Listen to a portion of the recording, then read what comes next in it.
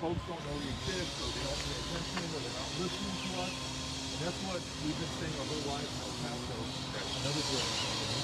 And so, as we were visiting parts of the state affected by the freeze, the power outage, the loss of water, we wanted to make sure that we came here and really just had a chance to listen to you all and find out how it affected you, how it impacted you, and then maybe understand some of the other issues in Del Rio that you want other people in Texas or the rest of the country, for that matter, to know about. So those were our purposes for wanting to have a chance to listen to you today.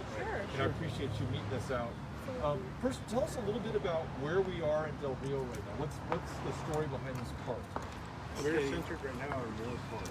Yeah, Moore Park is used by a lot of the community, and it's always been traditionally used. The creek here actually goes San Felipe Creek, starts at the San Felipe Springs all the way to the left. The springs are right by the golf course there. And that's where we get our water. Gotcha. That's natural fed springs. So when the power went down, of course that facility went down first. There was no generator there to push up, pump out water or whatnot. So what did you all do for water? We came and got creek water for our toilets. And Really? So you'd come bring buckets or barrels, fill them up, take them home to be able to flush your toilets, or Yes, sir. maybe cooking water, I don't even know. bathe. So Even bathe, boil the water. After 2 or 3 days, people will bathe. Yep. Wow. We had people that were doing it for elderly. Yeah. We actually had members of the community, members of the Firefighter. fire department, and also the church. Yeah. Uh-huh. The county had a pump truck. Sort of effort to get water out of the creek into people's vehicles. Our local hospital also had water taken to them by the firefighters and tanks to fill up their From the creek. From the creek Yes. to get them. Wow. Wow. You said a pump tank? Yeah, there was a couple trunks with pumps, and they would just pump. It was just trying to get water any way possible. And then what's funny, a day and a half maybe, the city said, stop doing that because you're overflowing our wastewater treatment. You're adding more water than what was already designed for. What did they want you to do? I mean, There was no direction. That was part of my deal. It was pretty much a post-up that said, quit flushing. Right. Yes. Exactly. Yes. They just said quit flushing. Absolutely. Quit So- flushing and don't Yes. go to the creek and Don't get go to water. the creek because the waste was coming back into the creek. Right. The wastewater treatment plant wasn't able to filter and get everything done, so it was backing up into the creek as well. that's so. What? I'm sure they said that with the best intentions, but what did they expect people to do? If you couldn't get water out of your faucet, you weren't supposed to get it out of the creek. You're not supposed to flush your toilet. What do you? I mean, I know. It turned into panic. It turned into panic? It turned into absolute panic. I heard we had a lot of elderly people trying to call us, but we would get calls like afterwards because our cell towers kept, failing. So it turned into automatic panic. They couldn't get out, and then you just get, afterwards you get a message of panic from the elderly. What do we do? Where do we get water? Where do we flush our toilets? We need to bathe now. It's becoming an issue of sanitation. We've got people that were really scared. They're like, we're really concerned with COVID, but now we can't flush our toilets. What do you want to do here? Maybe we should move over there so we can hear a little bit better, just a little bit further from the. Oh yeah. Yeah. I don't know. I didn't Might think help. about that when I chose to stay. No, it's fine. I drive by here every day, which I'm sure you do too. And If you could take the time to explain to us what's happened here. Yeah, it was really disturbing because in 1998 I used to work for the sheriff's office, and we had a really significant flood in Del Rio. When we had the flood in Del Rio in 1998, I saw what type of resources the state had. I was made well aware of what resources we had. What really bothers me is that Del Rio got anywhere between 11 inches and almost 18 inches of snow. So we got the most snow out of the whole United States, and yet the least attention. We got no help. This storm you all got the most? Yes, sir. Del Rio was I didn't know that. I don't know if the folks heard that. So we're hearing that Del Rio got, you said, up to 18 inches? Yeah, got anywhere between 11 and 18 inches. It's marked 11 and 16 some places. Yes, sir. Officially Wow. at the airport, which is it was 11 and a half. 11.2. but throughout the day I was receiving different people's pictures, and I was taking measurements that was well beyond 13, 14. In our backyard, we were up there. The most of anywhere in Texas. Yes, sir. Yes, sir. Yeah, we got the most of anywhere in Texas. We have the homes that are least insulated because this is also the hottest place in Texas. It's considerably hotter than anywhere in It's considerably hotter than anywhere. I mean, it's considerably hotter than Laredo. It's considerably hotter than El Paso. It gets really, really hot here because of the humidity gets really drawn up because of Sierra Madre Oriental. The storms form right over Del Rio. So everything that happens along the jet stream goes right through Del Rio. We get the worst storms. We get the biggest hailstorms. How long ago was it that we had softball-sized hail? In April, we had softball-sized hail. Tons of damage all throughout the community. I believe like a week later, USA also put something out that we were the area with the most damage Yes. from a hailstorm last spring as well, and then take it to 11 inches of snow. It was crazy. Everybody's always said Del Rio is 2 feet from 2 miles from water and 2 feet from hell, and that's that's always used to be something that we live by, and it's about the truth. Yeah. The scariest thing though is losing access to our natural water. Yeah. When you tell somebody you can't get water anymore, you have old people panic. Yeah. And if you go up the road just right now, you'll see the police protecting the creek everywhere. Instead of So there's still enforcement against taking. No, not as of not right at now. this moment. Not as of- Something is so there's protection going on at the creek. What's going on at this time? I don't know. Right now, I know you can still remove water at the creek, but there was a time that it was restricted. Yeah. And so how long did people lose water for? 3 days, about 3 days. Well, some and there of us- was no warning. There was no No, advance no. warning. It was like from 1 hour to the next, I believe, right? It was, Well, total water loss Yeah. was about 2 to 3 days. But But there's after still the water people that came don't back, have water. we were under a boil notice. Yeah, and then another thing is certain parts of the city, like where we live, towards the outskirts, they said that the pumps had to build pressure. yeah. So the pumps had to build pressure in order to push the water all the way low up. pressure, trickle. What about broken pipes in the houses? There's A I've heard lot. of that. Very many. You can't get plumbing supplies or pipes No, or sir. anything anymore. That's what we're hearing. There's no plumbing supplies. There's no plumber. We were just in Eagle Pass, and they said no plumber, no plumbing supplies, and even if I could get both of those, I might not be able to afford to pay for it. Yes, I sir. know of many people crossing to Acuña because Trying to get Acuña parts. is getting material from Monterrey and other places. So people are crossing to Acuña to get And there. did Acuña have any kind of power loss? Yeah, They were some. rolling outages. Some. They're rolling outages there. Yeah. I'm a teacher and I teach ESL students. They said the longest gap that they went without power was like 70 minutes. 70 Yeah, minutes. a little over an hour. Yeah, it's tough. It's tough that on the Mexican side of the border in some of these cities, they did much better than we did Yes. on both power Absolutely. and Yes, sir. So tell us, you were talking about, and I appreciate you kept mentioning the elderly, senior citizens, vulnerable folks who were very scared. I imagine if I couldn't leave my home for disability or age or whatever, and I lost power and I lost water, I might be very scared as well. Absolutely. How did the community come together to help those who couldn't leave their homes? The community came together in leaps and bounds. It was like a dream come true. It was a nightmare that we were living, but it was the silver lining was almost a golden lining. We had people that run record services. Polar Fernandez, he was everywhere. The guy seemed like a movie. He was like Yeah. it was like everywhere you turned. Delivering Somebody food was to just here, people, somebody water. Anywhere, anybody got stuck delivering food, delivering Water. Were the roads icy? Yes. The roads were impassable. But he could get through. Yes. He has a He has a 4x4 truck, yep. designed to take care of the semi. Oh my gosh. So anybody, unless you had a 4x4, unless you were really schooled on how to drive in a foot and a foot and a half of snow, then there was no moving. Yeah. There's no moving. But there was a lot of people that really came together to take care of the elderly and take care of themselves. But it was really, really difficult because some of these people, we don't know who they are. Some of these rural communities, you see what I'm saying? Yeah. Valverde County is a gigantic county. It's the 7th largest county in Texas. If you lose people in Valverde County, you'll never find them. Yeah. We have people that live out here. The sheriff's office can tell you that they're so far out. And they may not have a cell phone. They Exactly. don't know where they are. And then we were already having, that's what I was going to say, we weren't, your service was scanty. It might work for a couple of minutes and then you didn't have service. You would jump over to Telcel, maybe enough to get a message, or maybe enough to get a message out, and then it would shut down.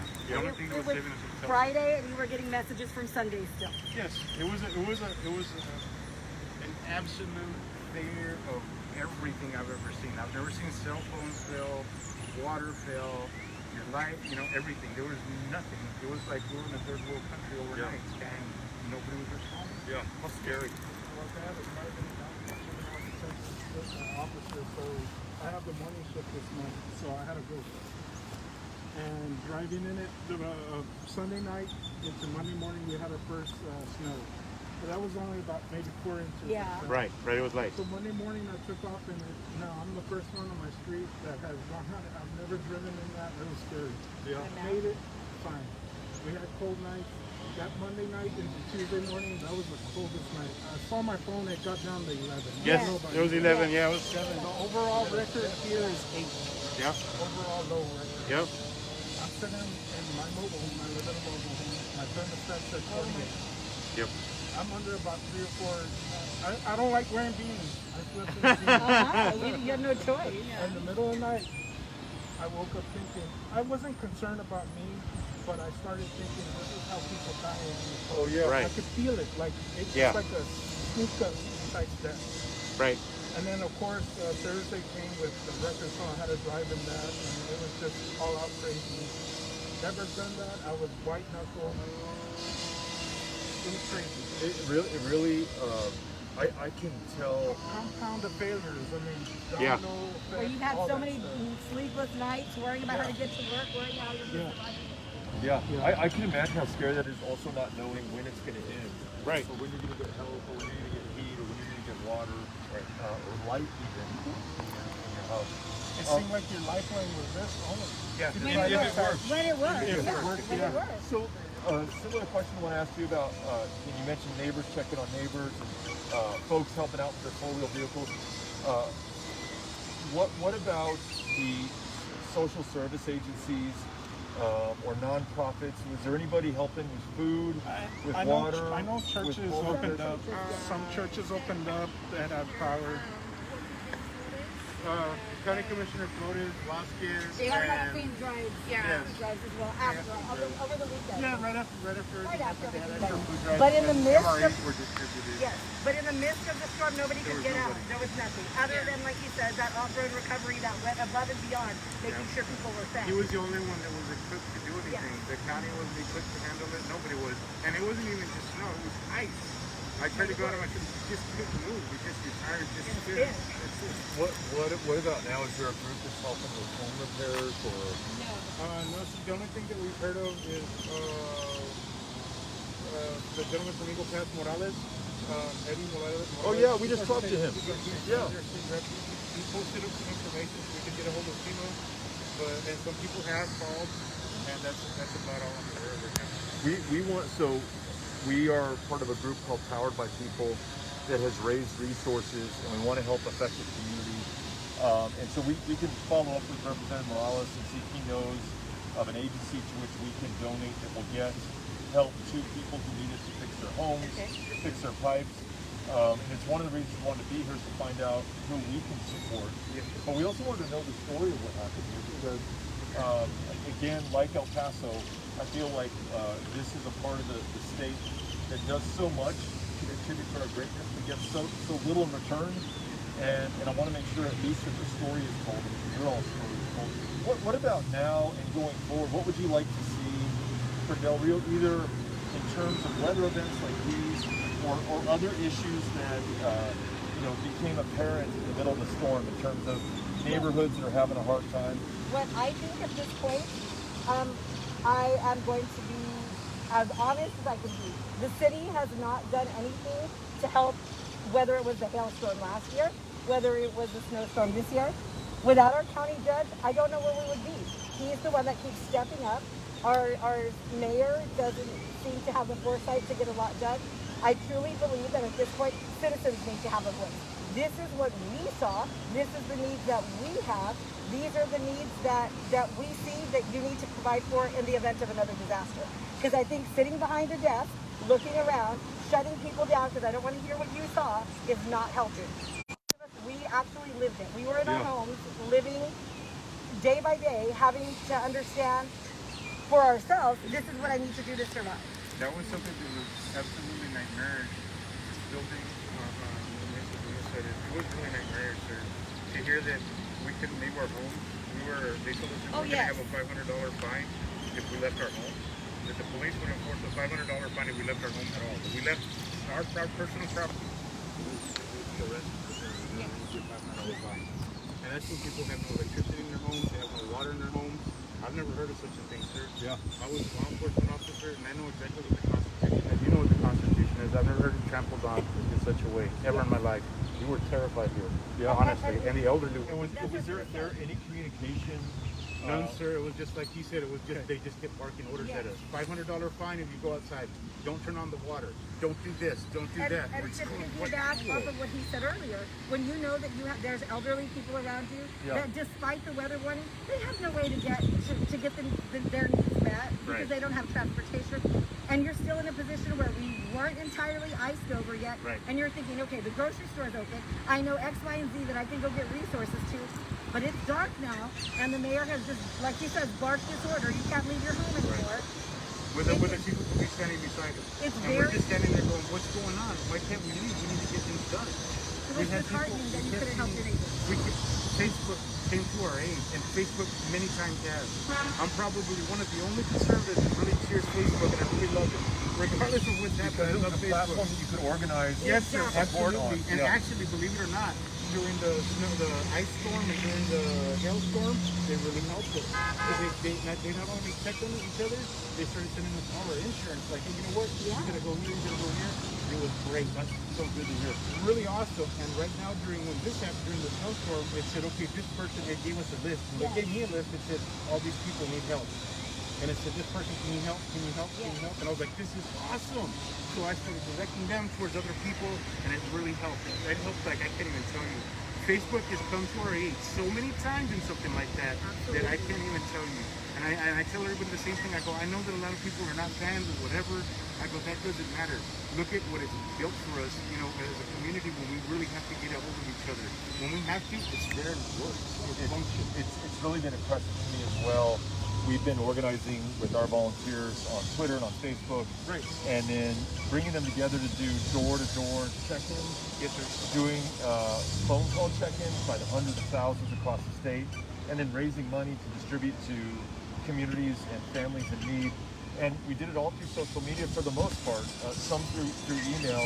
And yes, there's some bad things that happen on social media. No two ways about Of course, it. absolutely. But to be able to organize those kind of resources and, like you said, a list of people and here's who needs to get checked on. Everybody take somebody and go do your best for that person. Yes, sir. I love that, and I love that that's how people used social media during There's this some crisis. There's some people that I'm sorry to interrupt, sir. Not at all. Before I forget, there's some people that really concern me. As far as resources, the people that really need the resources are people in San Felipe and in Chihuahua. They have the homes that have the least amount of insulation, and they have the largest amount of elderly. San Felipe and Chihuahua do. Now, if we get over here towards the base, we actually have a whole community, which is Escondido Estates, and they have no access to water, and they live right behind the Laughlin Airport. They have no running water whatsoever, and there's actually homes out there. They are accustomed to running water out there. The problem that happened with them is, since we took all the water that they usually have, now they have no water. Yeah. Does that make sense?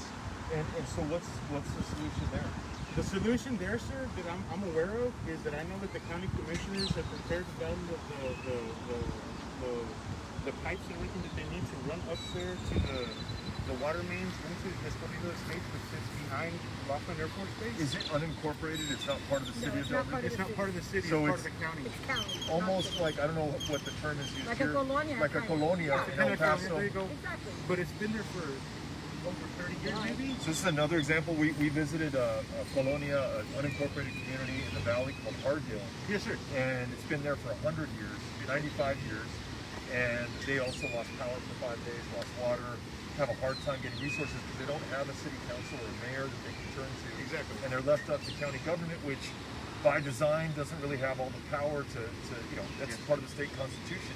So you're saying that the commissioner's court could probably extend the infrastructure out to. They've The already commissioner's started. court, the commissioner's court has. The problem that they're running into, sir, is, if I'm not mistaken, is that the city is putting up a wall saying that they don't want to do it because they're in fear of anybody developing anything behind For there. them not being incorporated, not receiving the city's taxes. There you go. Oh, I But see. that's one. But they are all they say that it's a fear of somebody encroaching on Laughlin Airport Space. Flight path. Right there. Yeah. But I mean, you've got people back there that have been hauling water for 30 years. It's amazing. Yeah, and It's amazing. how can And that we go- existed before this storm, right? Yes, sir. Yeah. And then it's like we sit here, how can we use our military bases? Say that we go into a different country and we occupy Afghanistan, we occupy Iraq, and he said we're going to be repairing infrastructure, and we do, but we kind of repair our infrastructure Right next to the military. right beside the military base. That makes no sense It makes absolutely whatsoever. no sense, sir. You were going to say something. Yeah, just going back to, I agree with some aspects and whatnot. I think overall, as far as like city government, I definitely feel like the county has stepped up. Past calendar year, of course, was like the pandemic. We talked about weather events, so we had a big hailstorm back in last year in April. About a month after that, we had a freak windstorm that came through here. Right. Knocked off roofs, trees down. It was a freak. Like, people thought it was a tornado. The reason why it wasn't a tornado is it was so widespread, the damage. And then this winter storm came. Now, I heard in a meeting, they had a special council meeting Sunday, this past Sunday. One of the, I believe he was the emergency coordinator official. He said that this was something unprecedented and we've never been through. This is true. We never had this type of snow event or whatever. But my point is, which is why I commented and which the New York Times picked up on my comment was, in the last calendar year, we've had spectacular weather events. And it just seems like the local government is always behind the ball in getting information out. So we talked about Facebook, right? And that's why I showed you my phone as far as people felt that was a lifeline. That's how you could get information. Yes. It's bad too in a way because it also spread panic. Right. People started going to our local grocery store, which is H-E-B, and ransacked. People started feeling up. Gone. Like there was days without gas. Yeah, After waiting if a anybody 2 hour called line. out, he's right. That if anybody called out wherever there was something, the whole place got bombed. Yeah. Yeah, Wow. 2 hour wait Yeah. to get gas. And it was from there to there. Each day was like, this store has gas, this store has gas. So people would go there. There was lines stretched out. It's like it sounds like in some ways, I don't know if this is I called too it the much. Hunger Games. I was going to say it's a breakdown of civilization where Yeah. you're trying to get water out of the creek. You're not allowed to get water out of Yes. the creek anymore. There's nothing in the grocery stores. You run out of gasoline and fuel. You know how if that extended too much longer, how would people make it through? And not to mention without power, like for myself, I did on Friday get out of work and my family and I went to buy groceries thinking, okay, let's get groceries for like 7 days. We'll just to see what happens. It seems like there are 2 storms coming back to back. What are the chances? Well, it happened. But with no power, do you really think I wanted to cook that chicken that had been in the refrigerator for 2 days? Not so much. And you lost everything that you had tried to refrigerate. Exactly. Right? Hundreds of dollars Yeah, yeah. That you're talking, there had to be millions of dollars Yeah. lost across the area. We all lost them. Yeah, that's a very common story we're hearing. It's people who lost everything or who took everything out of the refrigerator and put it in their front yard, keep cold in their front yard. Natural air. Yeah. Yes, but on a day like today when it was 80 degrees, Yeah. obviously, not feasible. not going to happen. It was different. It was definitely an experience, and I think a lot of us learned from it. Something that I learned when I was in the health center is that we used to have something called a community emergency response team, and that's something that I'm probably going to try to implement here at least for our next, but slowly but surely. Yeah. And give us different talking business leaders, and see what we can do with some of the empty buildings, and maybe focus one in each side of the town, and see what we can really And start getting some to people around. piggyback off of both of them, especially Michael, Yes. he's absolutely right. We had these 3 horrific weather events back to back. We have this emergency management team that he's absolutely right. They haven't been prepared for any 3. And he's right. It was an unprecedented storm, but isn't that the job of an emergency team? You Right. prepare for anything. Right. You don't just leave anything for chance. To me, the thing that I think is a little bit more like, the gentleman that's the emergency management gentleman now had been the emergency management guy for the city like 5 years ago. We had a 911 system that was never truly set up, which is the backbone of all emergencies. Yeah, Did you not use 911 during this? I don't It know wasn't anything. available. Yeah, it wasn't available There was right no now. phone available. So he left that position. He was And she's right about our 911 system. I lost my father. yes, because it wasn't working, and that was years ago. So the gentleman served as a council member. He, from the council spot, could see the needs of the community. He then goes about 2 months from being the council member to regaining this emergency management position. So wouldn't you see the foresight of all of these events? We had an event in Acuña, a tornado, like, don't remember if it was 4 years That's ago? what I was Yeah. about to say. Right, I an track anomalous weather. tornado. I track weather on the side. Yeah. I took severe weather courses with the National Weather Service, so I know how to kind of read the radar. And it was that event. There was a tornado just 5 miles away from me, and it was on track to cross the river and come this way. No Not a emergency. tornado siren song. This is about 5 in the morning. And it was that gentleman that was in charge. And I was the one on Facebook telling Yeah. my people who Everybody follow was me, tornado. Yeah, tornado it's coming coming. straight towards us. take shelter. It's not a joke, you know.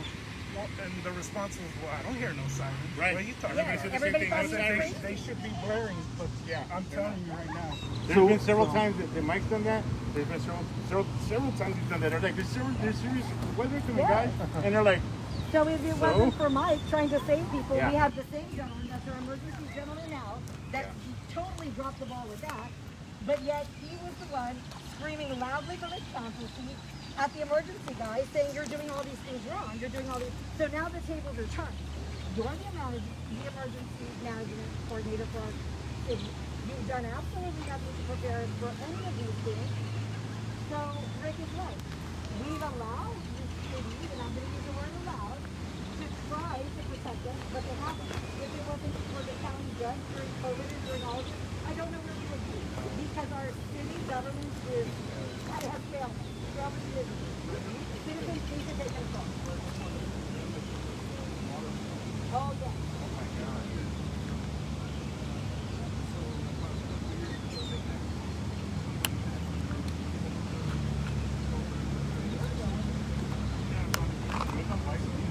Yeah, but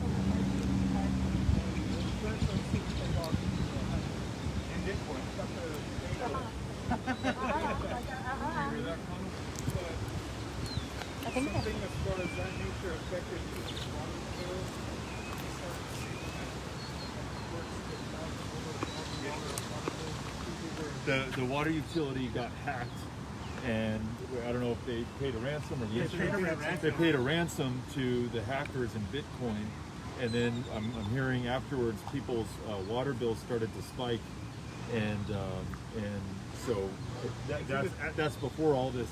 Yeah, and then the pandemic hit, so that was kind of like everybody forgot about that. But I'm hearing maybe still people are dealing with it. $1,000 bills. I mean, we got $2,000-$3,000 bills. I got a bill for one toilet and one sink in one business that nobody uses is $700 to $800 a month. We pay more than anywhere in Manhattan. We go there. You know, we pay the bill there too. Let me ask you this. So we've talked about county government, city government, talked about weather and these like severe events, the tornado, the freak hailstorm, the freak windstorm, the freak snowstorm where you got more snow than any part of Texas. So how do you want policy to change as the weather's changed? I mean, this is, now I think this is part of the point you're making. Now we should know that we're going to get extreme weather events. What, in terms of being prepared, you talked about the emergency management, being able to communicate, having great governance. In terms of policy, do you see any changes? Well, he's right. But the thing is, and I think we're going to separate on views here, is of course at the top. And I'm going to say it straight out. We all have to, local communities need to prepare for this stuff because it's, the climate's changing. Right. Whether you want to believe it or not, it's happening. Yeah. Okay. I used to grow up. Yeah, we would get a thunderstorm heavy, but there wouldn't be hail. No. It seems like every thunderstorm that comes has hail equipped with it. Exactly. Some It's way, been back to somehow. back. And this hail, just so that folks who are watching this who don't live in areas that get hail, I mean, this is like damaging cars, it's damaging homes. This is softball Right size. there. This is. I'll show you all the dents I have on my car. Like this is the meaning of a pump. I mean, what you. Like it's just smashing Yeah. the stuff that it is. Softball size hail. Anything that it makes contact with is done. Yeah, that was like spiked hail crashing on you. It sounds like out of the Old Testament. Exactly. Something like so. Policy needs to happen. If state government or the federal government can't get it done, because we know Congress how it is, local communities need to prepare. And part of preparing is, I was surprised that when the power went out, that the utility system here, as far as water, didn't have backup generation. Exactly. Right. So they made a post saying, hey, we're out here trying to procure generators to get our water running. And I just read that thinking, shouldn't I have already been? Yeah, shouldn't you have worried that a week ago when you knew this weather was impending? The next time it's not going to be snow. It could just be the A system tornado fails. or the A terrorist attack. Yeah. It will be the heat. Somebody hits a power line. Yep. Somebody hits a power line, and you know the whole system goes haywire. Last summer we had the same issue. So- with the- yeah, that's what I thought. So that's really interesting what you said, because you said, look, climate's changing. You want the federal government to take action. You hope Yes. the state government would, but maybe they won't. And so local governments who are the ones that are literally closest to you and literally have the most to do in an immediate sense with your access to water, your access to power. You need local governments to be prepared. They need to step up. And why did I go from federal to local? You've already seen state government here not react. To the power outage, to the water outage. Yeah. That's hot. We all know they're playing here. Right. But it's interesting that Governor Abbott comes out and he's acting like, well, they need to be assured. I mean, they need to be upfront with what's going on. You're the governor. Like, is this an authority that operates more than you? Yeah. Is it It's privatized, if I'm not mistaken, right? correct. So they do things without your consent. Right. You know, this is the electrical grid. Right. And it's overseen by the Public Utility Commission that the governor appoints to. Exactly. Yeah. So for him to come out He knew exactly the It- message. and it try to shakes be your the hero confidence. of the day. Yeah. It absolutely You shakes your knew. confidence because we've never, a lot of people, we lack the transparency in the state to say if we didn't use ERCOT, then we probably would not have an independent grid any longer. So the vast majority of Texans aren't aware. No, You see what I'm saying? I don't think it I was know until this that- disaster that exactly. people became aware of what the grid was like and how that we are avoiding deregulation. I don't think most people I knew knew that. that since back in 2011. We had the same thing. Cold Same issue, weather, right. froze, and hey, well, why can't we generate from the East Coast? No, because we're our own system. Right. I knew that, but the incompetency, I didn't know. Yeah, Right. like I didn't know. That's not something you And count the on. fact that they come out yesterday saying, hey, we're only 4 minutes and 38 That was seconds even away worse, from Mary. yeah, Weeks big without time. power. As One if week that's without like- power. I took it like, you dealt with it for 3-4 days a week. We're It fine. could have been worse. Like, You're chill fine out. now. Yeah, you're good. Don't. Right. You know, the justification is insane. It really is. I mean, when you lost over 70 plus Texans, when you hear that elderly froze in their chairs in their recliners, when you hear that children froze in their beds, Yeah. it's unacceptable. It really It is. doesn't It's matter. criminal. It really is. You know, It's absolutely you criminal. look at the Flint water crisis Yes. and the incompetence, Exactly. and you use that word in, Yep. in their government there. I mean, criminal charges were brought because people died because of that kind of negligence and that kind of incompetence. And so I think there's a couple of DAs in Texas who've opened up investigations so far. I hope they pursue them. Sure. And then I think, accountability is really important. And I don't want anyone to feel like, well, I can't count on my state government or my federal government, and so we're just going to have to make do with what we can locally. I recognize that's what we have to do right now in some cases, but it shouldn't be that way, right? Yes, sir, it should. We're a proud people and a proud country, and Yeah. we definitely have the resources to get this I done. love my state. I love my state. Feeling like a third world country. It seems like sometimes you criticize your state, you get labeled, well, go move to California or Florida. Why? Yeah. I'm here, I'm a Texan. I want to see us do more, progress more, be better. I mean, nobody should not, an 8-year-old kid That's right. Yeah. Houston, Yeah. because he was cold, Yeah. It's awful. 84-year-old grandmother People- died, and People in Abilene, I'm sure, people has- died sleeping in their cars, but locked in the garage, Yes. carbon monoxide. Yes. What's going on here? It's Texas.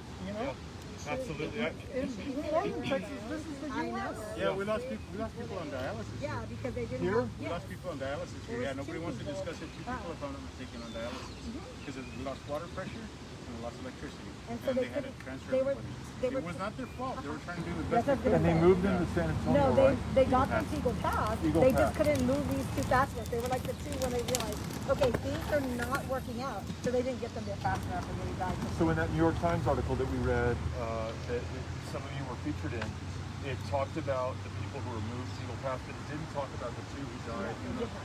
Okay. I know. Thank you for sharing that with us. I think it's so important that people know you know, some people say, oh, well, you were inconvenienced for a few days. That's too bad. No, the deaths were not. But the deaths Yes, were and not. people, in the latest story I read about Houston, just in one city, 15 people froze to death. That doesn't count the carbon monoxide poisoning and the other ways that people died.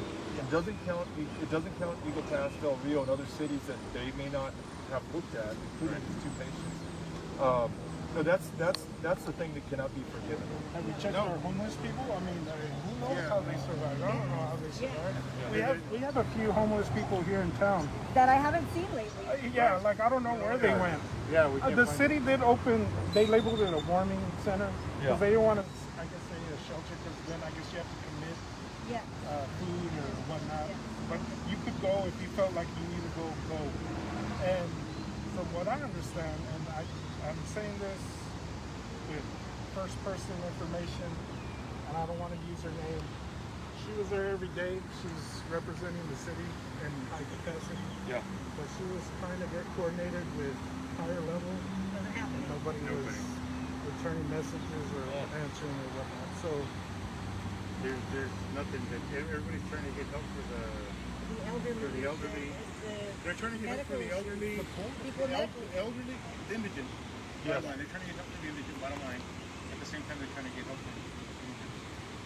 So now they're torn in between both things. That's tough. There's no way. We have no resources for that whatsoever. Yeah. People are trying to donate to get bus tickets to help them. Where do you send people like that? You know what I'm saying? Why would you expose them to somewhere else? At least here, well, you gotta go back. You can go back. Then people say, well, how are we gonna hire them? I have 4 businesses. I can't hire. I mean, I already told my wife. I go, let me try to figure something out so we can start to hire people quick. You know Tell what I'm saying? me what you all do. What are your businesses here? What's We own a market, and then the Five Points Market is all Texas goods.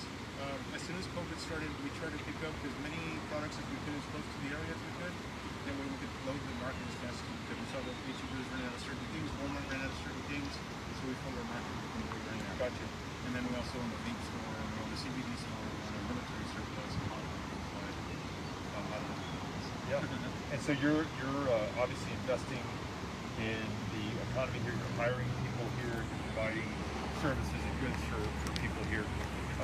I got to tell you, we just got in touch with you today, and you all were extraordinarily generous with your time on short notice and being responsive, and it just being. You kept saying, "I'm just going to be honest," and I loved it. You just told it like it is, and you did. And I think that's the problem that we've faced lately. Yes, sir. We want to be honest, Yes, sir. but people within our community want to shut down the honesty. We don't have a platform whatsoever. There's no platform. They ran on no platform. There's just like there was a local council meeting on Sunday, and one of our elected officials, she was trying to be 100% transparent and say, while I was out in the community, these were the things that I saw at the shelter. These were the things she wanted to be so honest, so that we weren't put in that situation. She was again. even trying to take responsibility. Yes, yes. As soon as she attempted to take responsibility, our mayor shut her up. Yes, like, no, you don't have the right. Like, he doesn't even know Robert's Rules of Order. He doesn't know nothing. But this one lady wants to take responsibility and do the right thing, where we're all in that situation and we want to do the right thing. It turned But our into a local collapse. government just collapses It on just it. collapsed. And you mentioned our state government. There was a hearing, and I'm sure you all saw the headlines. The ERCOT folks testified. The Yes, sir. power company folks. You guys didn't get to testify, and actually no citizen who's affected got to testify. Exactly. It's just them. Yeah. But then somebody actually, you mentioned weather. We know more extreme events are going to happen. Right. Someone brought up climate change, and the chairman shut him down. No. Now, whether you agree with him or not, to not even hear about what we are looking forward to seeing more of, to me, Right. We all know. nobody should be shut down from being able to talk right Sir, now. it's pretty simple, and we can all say, you know what, people don't like the word, it's a dirty word, climate change, we don't want to see it, but it's pretty simple. We have this type of weather in Memphis, Texas, but it was in 1836. So these things have happened in the past. It's climate change. We have to prepare for it either or. Yeah. It doesn't matter. Whatever we're going to do for climate change is what we would do for 3 to 18 inches of snow. You know what I'm saying? Yeah, 16 that's inches right. of snow. I'm sorry. You know what? We don't want to prepare for climate change. You know what? I'm sorry, but whether or not, we still got to prepare for that. You know what I'm And saying? the There's no reality is, reason not that's to. why they're called disasters and emergencies, because you're not prepared for them. But we Right. should be prepared. At this point, after every one of them that you told us about, we should be prepared for it. Right. I couldn't agree more. Sir, this strongly. happened during the Alamo, and here we are sitting having the same argument. They had Exactly. Mexican soldiers freed not too far from us. And here we are having kitchen freeze. We didn't learn our lessons from 100 years ago. It doesn't matter if it's climate change, it's common sense. I do want to make one thing clear though, as far as being critical of the government, the local government and whatnot. I want to say, and I'm hoping you guys are with me on this. The city workers, the employees, Oh, and the county absolutely. workers were out there busting the butt. Right, right. In this Especially stuff. when it was cold Yes, sir. and it was dangerous I to be know out there. some, they didn't wait for permission. They went No, they in just and kept going. They just They kept knew what working. to do and they went Some in and people did it. actually I'm so glad probably you said that. Yeah. They don't get enough recognition. Exactly. And a lot of people were Because a lot of unfairly people mad want at to them. twist it that Yep. way. You Yeah. criticize the government, you criticize the, No, nothing like that. the city employees. I know it firsthand because we were at the detention center. The county workers went in there, checked on our generator, they checked on us. You know, so the employees from both the city and the county, they really helped out and they went above and beyond their duty. Yeah, our Yes. director was the administration, not with the Yes. employees, because the employees The went employees well did beyond. 100%. Some of them, remember, most of them had no communication whatsoever. And probably they didn't have power or water in their Exactly. homes, but they were going out and trying to restore it for other people. And to piggyback off of that,